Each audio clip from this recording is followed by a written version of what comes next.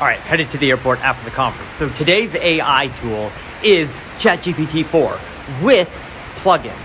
See, when you go to ChatGPT, and I'll shoot a tutorial video on how to do this, and we'll play that tomorrow, you can do plugins with Zapier. And there's all kinds of amazing plugins, but a lot of people at the conference, that was their main takeaway. ChatGPT 4 with plugins.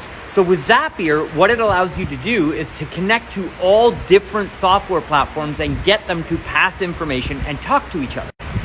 So what that allows you to do is to prompt basically writing software.